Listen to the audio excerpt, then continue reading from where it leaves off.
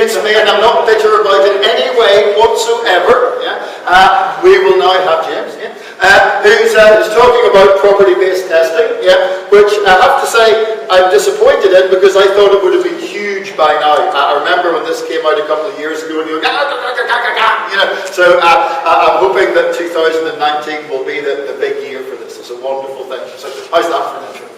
Great, well done, thanks. How's the sound? Everybody hear me okay?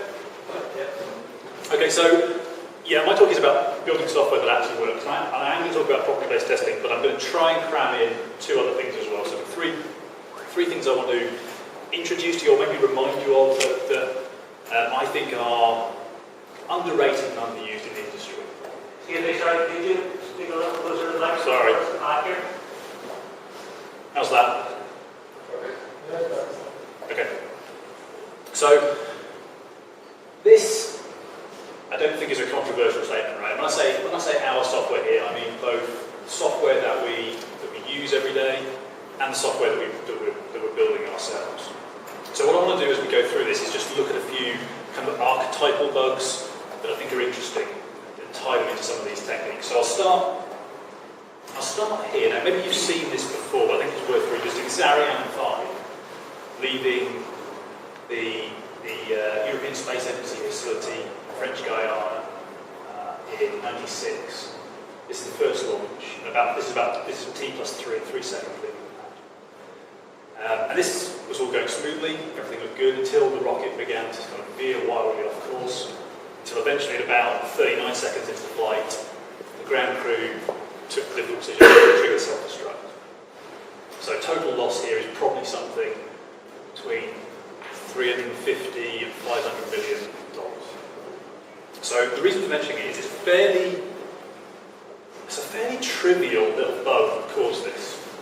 Right, so this is ADA. You don't need to read ADA to get the gist of it. The top line is where they're doing a calculation of the vertical component of the rocket's trajectory. And they're calculating it as a 64-bit number.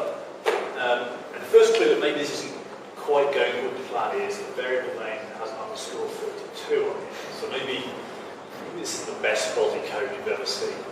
And what they do is they're going to assign it to a 16-bit. So you'll see the if, else, if, and else are basically it's too big, bring it to a ceiling value, if it's too low, bring it up, otherwise use the raw value as it is. And this is all fine, except they didn't do those checks and corrections for the horizontal components. This is it can't happen, it can never be too big. And they were wrong. So that triggered an overflow exception, which took out the entire rocket. So, small, easy programming error, kind of stuff that can, we've all done loads of times, probably not with consequences like that. Right? But what can we do about this? So, property-based testing. So, how does this compare to our more typical testing, unit testing that we might do? So I saw this tweet a while ago, and I thought, this is quite a good summary of what we do in our unit testing at the moment. As in, we take a bunch of carefully selected inputs that we think are going to do interesting things, and then we assert that you're going to get some expected out. So you might call that example-based testing. So that's fine, but it leaves a bunch of gaps for values you haven't tested before. And the interesting thing is, you don't test the things you didn't think you needed to test for the unknown unknowns, right? So let's look at an example of something really simple that still catches out. There's a method that adds two ints together and returns the result. So let's assume we're going to do an example-based test here. It couldn't be much simpler. Right? So we'll try and add 2 and 4, we get 6. Awesome. But I'm diligent developer, so I'm going to write a second one. I know 0 is kind of a special value, so I'll test 5,000 from 0. Perfect, give me 5,000, right? 100% test coverage here. Push it, ship it. Right, some of you can probably already see where I'm going with this. If I add 2 billion and 2 billion, colourful result there. The result here is minus 295 million. So really what I was expecting when I tried to add 2 billion, 2 billion. So if you haven't seen this kind of behaviour before, it's an integer overflow, right? It's a bit like when your mileometer in your car rolls over, and you can come back round and begin again. So we didn't need to test those values in course out. Now, of course, this is just a toy example, and you never see these kind of problems in the real world.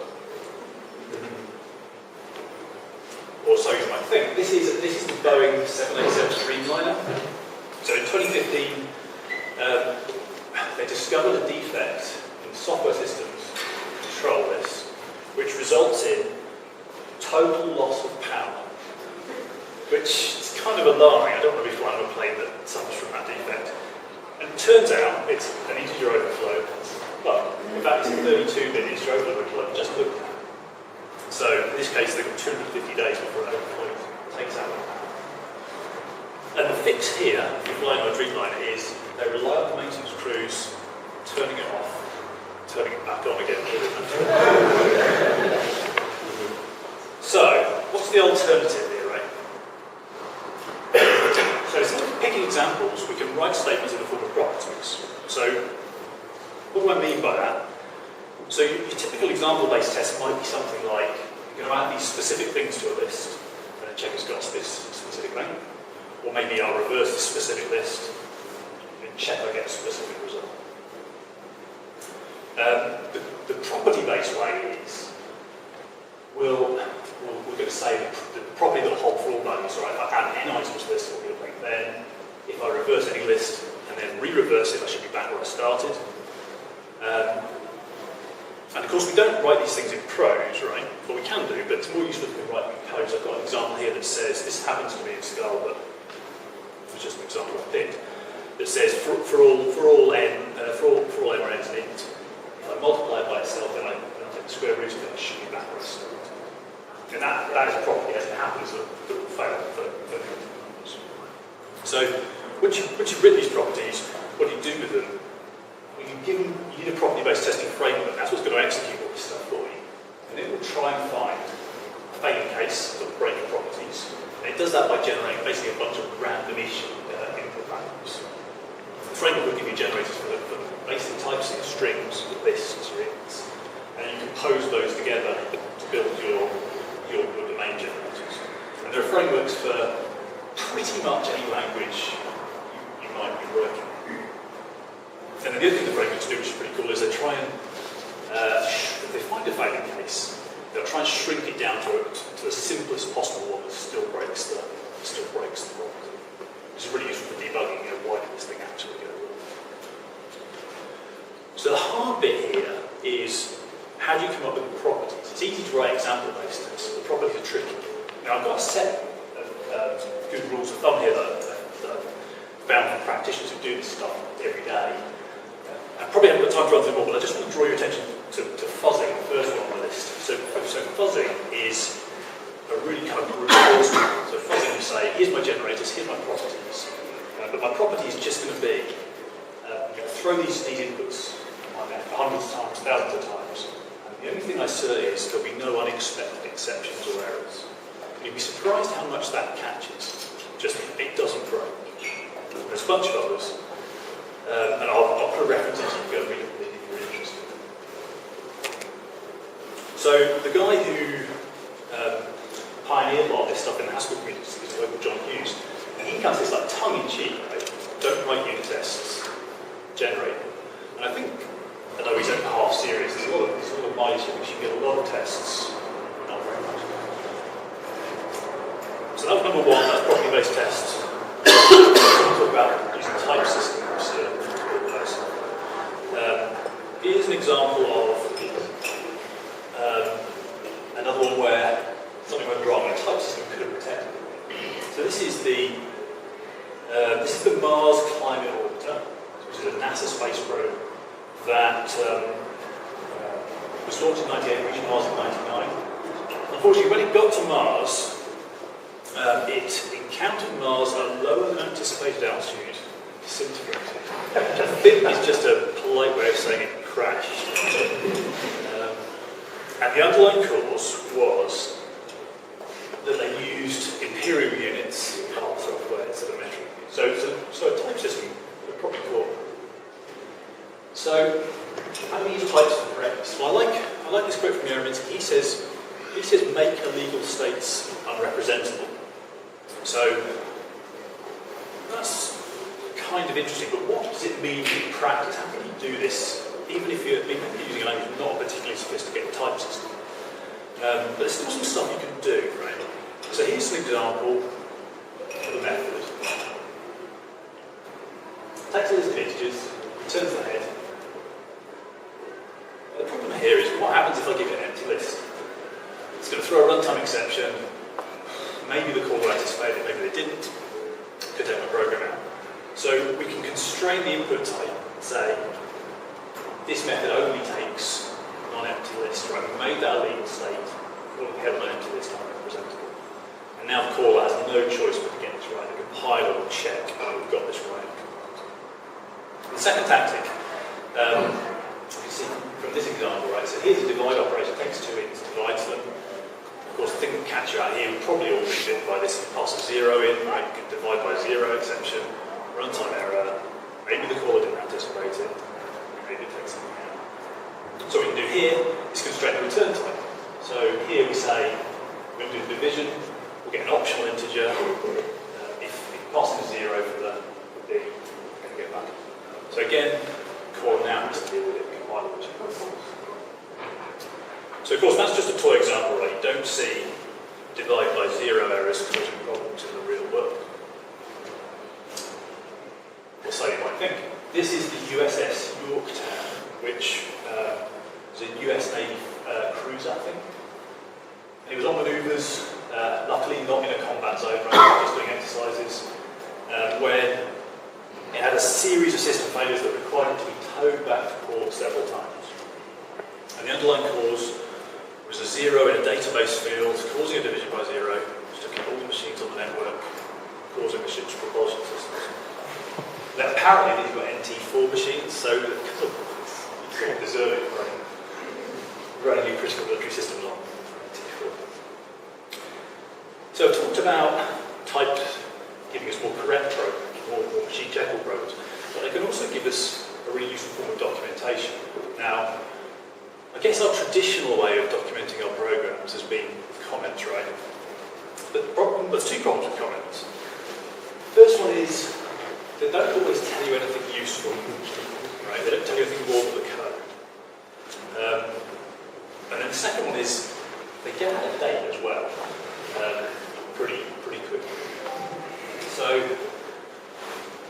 what do types do for us here? So let me show you an example of a function in a series of different languages with different levels of type information. We'll see what we can figure out about it. So we start with this, right? There's no type information. I haven't even given you meaningful variables, so you've got no idea what this does, right? How are you going to figure it out? You go read the code, you go look at the unit tests, maybe try and find the original author. But the signature itself tells you nothing, right? So if we put in some identifiers, there's still no type info, maybe you get a hit. You still probably don't know. In fact, I've misled you because I've misnamed all the variables, but actually this thing takes two lists. Right, but I've given you this is supposed to be Java pre-1.5, so you've got basic types but no generics, no polymorphism. So you can see it takes two lists, returns a list, you still don't really know what it does. So if we go a step further and add some polymorphism in, this is in Scala, but you can do this in pretty much any type of language. You'll see this is now we know there's a function that takes two lists, a list of things of type B and a list of things of type C, whatever those types are, and it returns a list of pairs of B and C. So now we've probably got a pretty good idea about what this does purely from the type signature. So this is a method that you might know as zip from your standard library. So it takes those two lists and interlaces each of those elements. So 1, 2, 3 zipped with A, B, C, you'll get 1A, 2 of B, and 3 of C. But there's more sophisticated stuff in other languages than just that, right? So if we look at this bottom example, this is a language called Idris. If you haven't seen this before, it's got this kind of mind-bending feature called dependent types. And the idea here is types kind of become like a first-class bit of the language.